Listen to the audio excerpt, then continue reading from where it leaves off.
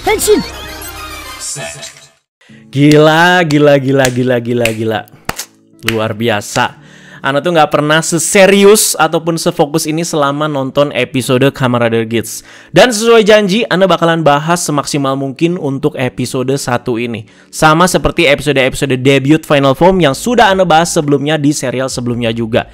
Gak cuman habis disibukkan karena nobar kemarin ya. Jadi karena bahas episode 1 ini juga memang butuh effort lebih ya. Jadi effort lebih ekstra gitu biar semua aspek-aspek pembahasannya di sini tuh solid gitu. Jadi thank you teman-teman buat pemahamannya ya. Di video pembahasan episode sebelumnya ataupun di video-video terakhir ya, banyak sekali yang menyarankan Ana buat bikin reaction untuk episode 38 ini. Berhubung ini kan debut Final Form ya. Mungkin ada beberapa yang miss nih ya dengan pengumuman Ana kemarin-kemarin ya. Kalau Ana dengan tegas katakan lagi kalau tidak akan pernah ada lagi yang namanya itu konten episode reaction ya.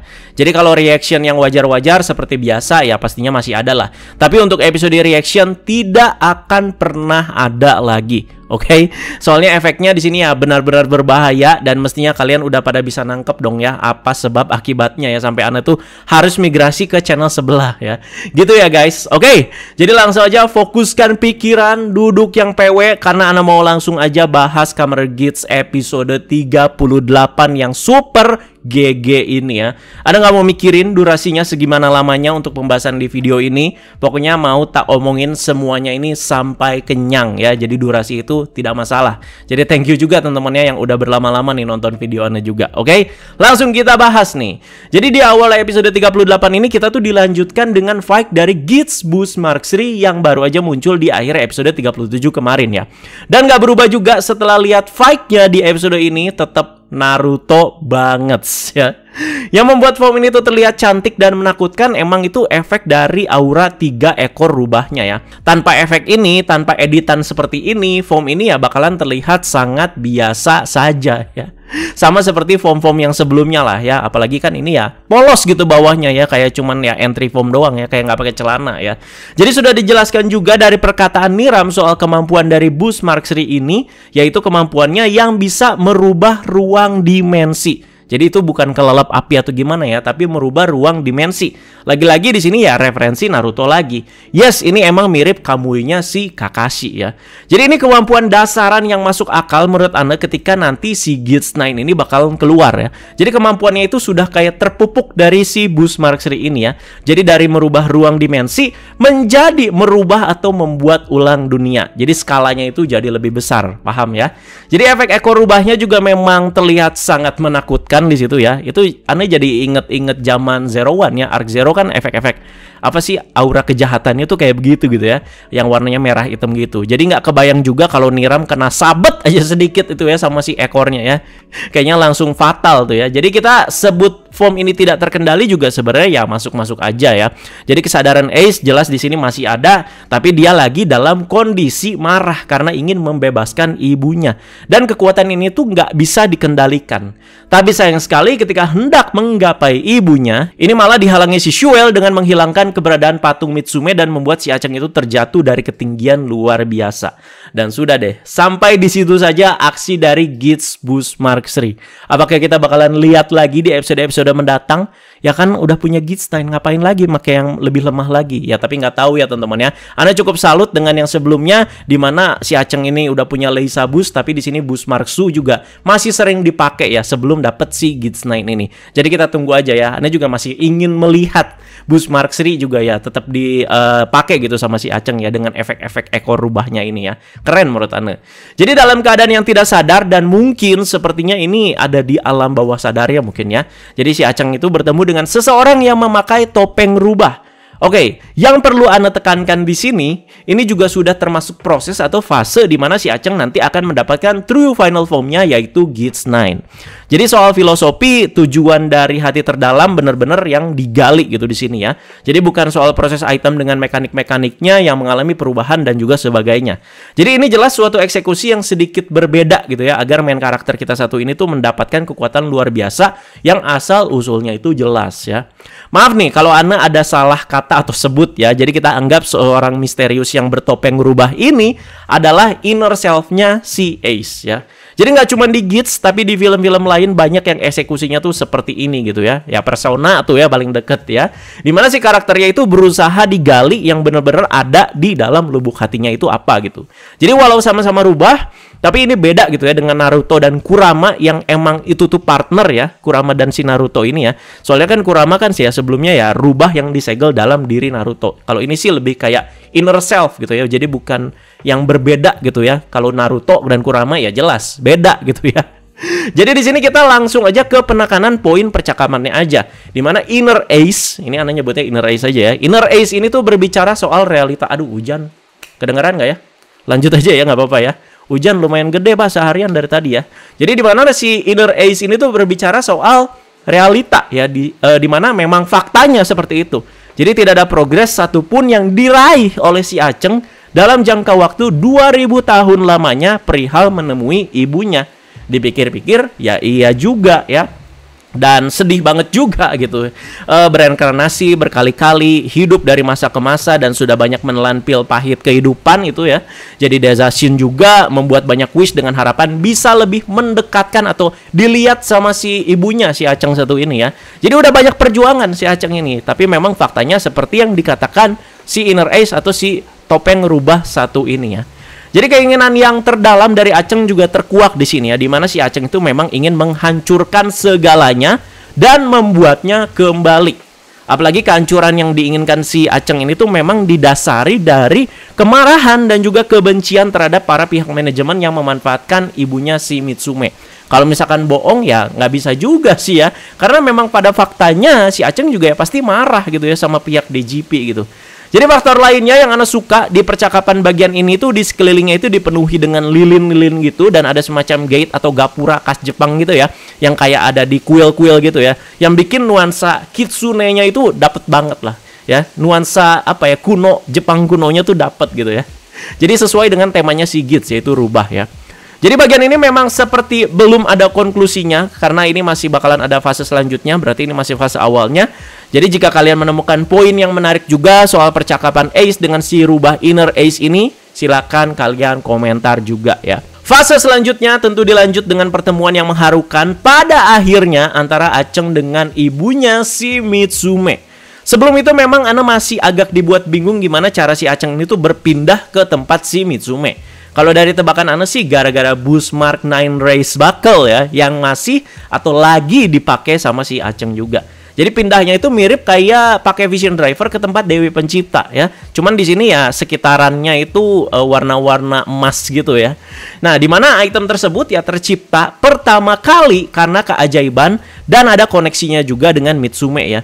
Jadi saat patung Dewi Penciptanya itu mulai kropos, ini juga ya bisa terjadi karena keinginan Ace yang kuat di mana ia ya sangat ingin bertemu dengan ibunya. Jadi itulah mungkin ya penjabaran Anda seperti itu.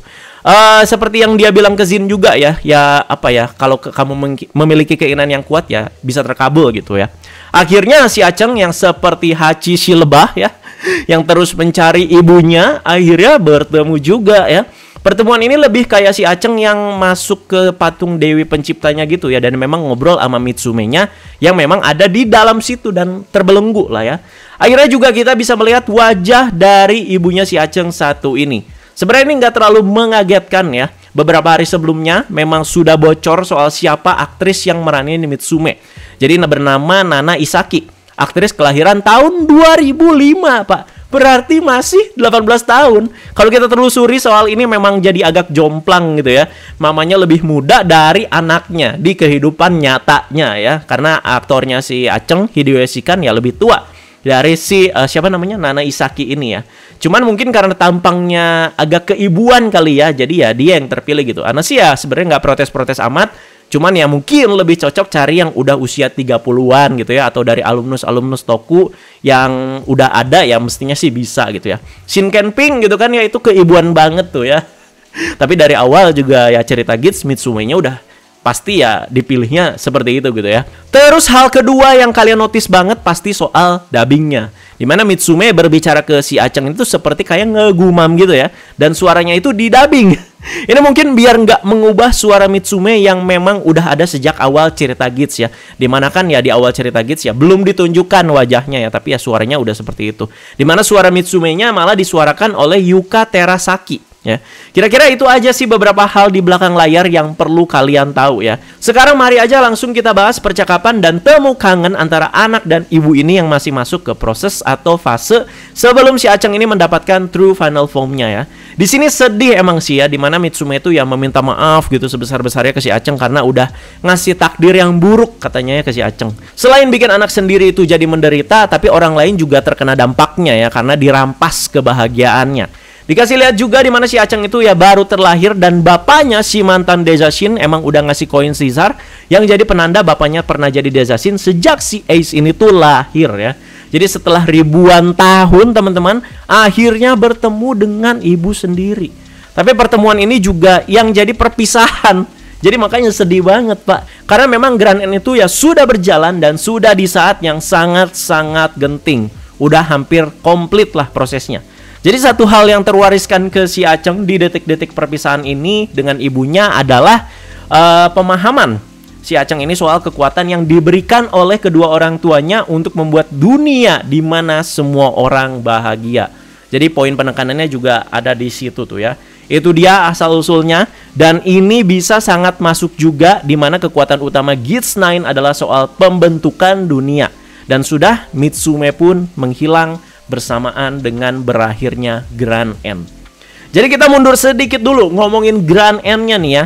Ngerinya si Grand End ini tuh tergambarkan dengan baik di sini ya. Dimana dunianya itu diselimuti kayak kegelapan gitu, udah kayak tsunami lah ya. Jadi ya bener-bener kayak mau kiamat.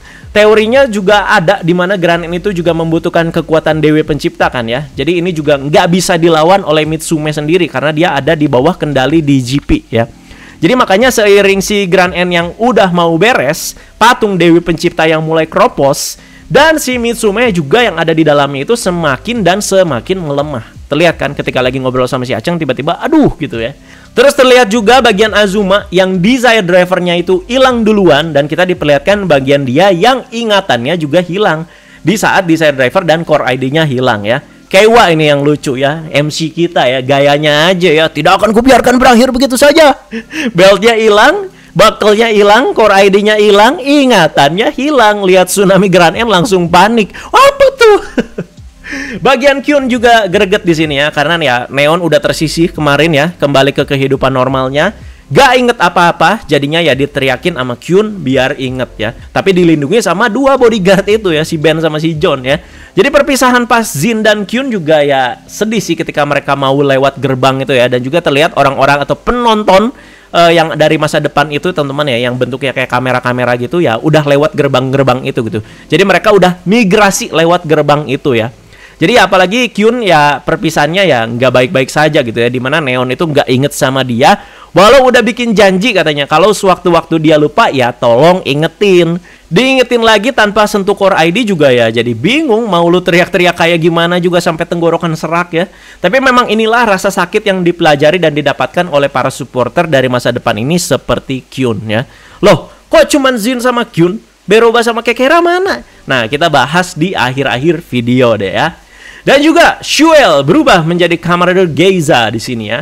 Jadi setelah terbuangnya Niram, by the way Niram kita juga bakal bahas nanti teman-teman ya di segmen yang terpisah ya. Tetap di video ini juga. Jadi di sini Shuel yang berubah menjadi Geiza ya. Jadi Geizanya terlihat berbeda di mana ada aksen-aksen garis merah gitu ya di bagian visornya. Dan untuk power Ana sangat yakin Geiza versi Shuel ini tuh jauh lebih kuat dari yang si Niram ya. Jadi sebenarnya Grand End itu sudah beneran terjadi dan prosesnya sampai akhir atau kayak gimana sih? Kalau menurut Ana, sepenglihatan dan sepenangkapan Ana ini ya udah berhasil. Grand End itu udah berhasil dilaksanakan. Orang-orang juga udah pada hilang ya. Tapi terlihat gak cuman Shuel aja yang ada di tengah kehampaan pasca Grand End, tapi Aceng juga ada.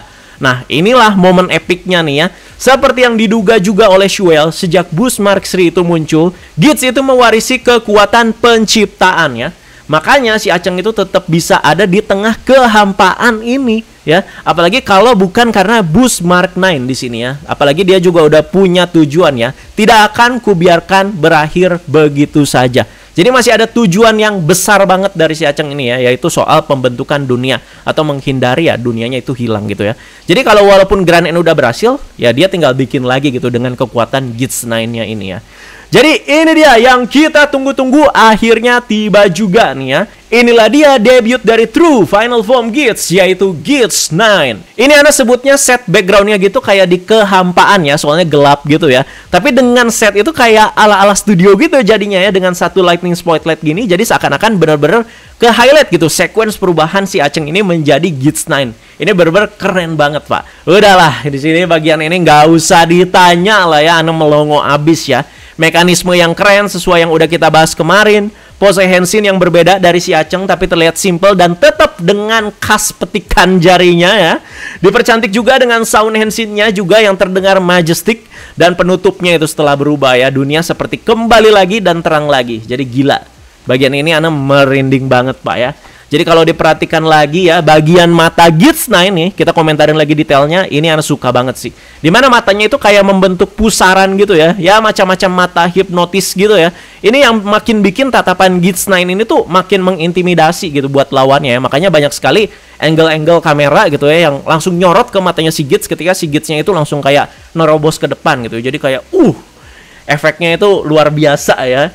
Jadi beda gitu ya sama visor heksagonal di Rider kebanyakan. Jadi ini poin plus juga. Dan soal fight-nya itu gimana? Anda tanya saya, sudah. Gila sudah ya ini ya. Jadi sesuai dengan kekuatannya yang memang bisa membuat ulang dunia sesuka hati. Di awal aja kita dikagetkan ya dengan si Gits 9 ini yang bisa menghancurkan gedung ya untuk untuk ngejatuhin si Geiza. Terus dengan gampangnya dibangun ulang sekejap mata gitu ya. Jadi dia ini kan bisa membentuk ulang dunia ya, kekuatan utamanya. Aduh, gedung dihancurin terus dibangun lagi kayak gitu mah ya berasa upil pak ya. Terus juga ada pijakan-pijakannya yang di bagian kaca-kaca gedung pecah, balik lagi ya. Terus juga yang khas itu ketika dibangun ulang gitu kayak ada suara lonceng ketika ada pembentukan ulang dunia, teng gitu. Itu keren sih teman-teman ya. Yang paling puas itu bagian mana? Dimana si Geiza versi Shuel ini tuh diperangkap di tanah pakai kekuatan buat ulang dunianya si Gits 9. Terus diajar nggak berdaya sampai mampus pak. Di bagian ini Ana sampai teriak-teriak juga nontonnya. Terus. Sebenarnya jadi agak mirip-mirip Josuke di Jojo juga ya, Crazy Diamond ya. Jadi ya gitu dibentuk lagi gitu. Jadi sisa fight-nya sih ya bener-bener keren abis menurut Ana ya. Jadi pas Gits 9 ini kayak nurunin tangga sebelum tarung juga. Ini berasa kayak lawan dewa pak, si Geiza ya. Terus juga ada si Gits 9 ini tuh punya kecepatan yang gak main-main ya. Jadi ini kecepatannya tuh lebih kayak kecepatan mistis ya, karena kayak ngebling gitu ya. Beda sama bus sebelumnya, kan itu lebih kayak ke kecepatan mesin gitu ya, atau mekanisme gitu. Tapi tetap ada suara kayak gerungan dari gas atau motor atau knalpot gitu teman-teman ya. Bagian yang keren juga pas Gits 9 itu itu sebelum nge-strike pakai QB9-nya ya, itu juga keren lah. Aduh, banyak banget pak bagian kerennya di sini ya.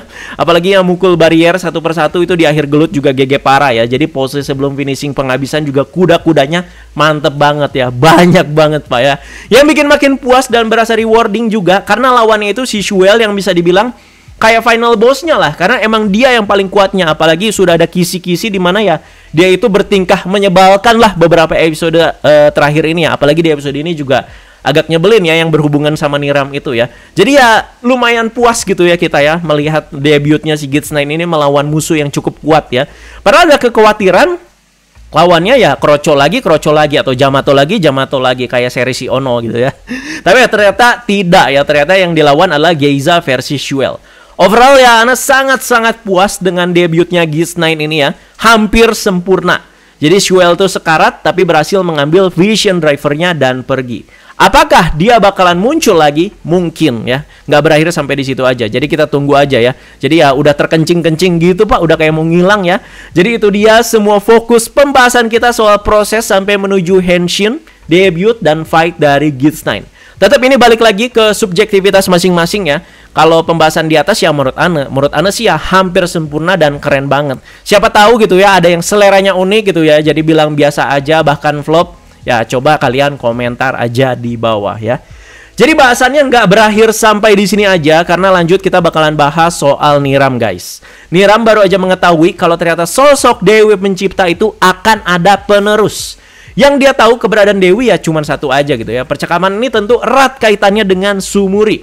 Terjawab juga Sumuri di awal kelahirannya, dalam tanda kutip ya, karena dia ini kategori orang dari masa depan ya. Jadi Sumuri itu didesain dengan kekuatan Mitsume di dalam dirinya. Soal ini dari awal kayaknya Shuel udah tahu dan menunggu kekuatan Mitsume itu bangkit dalam diri Sumuri. Tentu ya Sumuri yang nggak tahu apa-apa soal ini ya. Momen bangkitnya adalah pas kembalinya si Aceng yang waktu itu ya. Jadi sudah sangat jelas 100% ini terjadi karena andil kekuatan Sumuri. Soal ini mendapat kontra keras dari si Niram ya. Ternyata Niram punya hati nurani juga ya di sini ya. Walau dari kemarin terlihat seperti kayak antagonis utamanya yang mengawali Grand ini, tapi ketika udah masuk ke perihal yang nggak pakai hati seperti ini, ya Niram ya nggak terima gitu ya. Jadi twist yang bikin sedikit kaget memang kehadiran Samas yang tiba-tiba muncul, dan setelah perdebatan ini dia itu nggak ragu untuk nembak mantan bosnya sendiri si Niram ya. Dan diambil deh itu Vision Driver-nya. Nah, berarti walau orang-orang dari masa depan itu sudah pergi, sekarang dua Vision Driver itu ada di tangan Shuel dan juga si Samas ya. Serem juga ini si Samas asli ya. Dari kemarin kita bertanya-tanya, kemana ini si Samas ya? Tiba-tiba muncul dan langsung bikin heboh kayak gini ya. Dan juga potensial lah muka-muka cece-cece liciknya itu ya lumayan dapat gitu si Samas ya.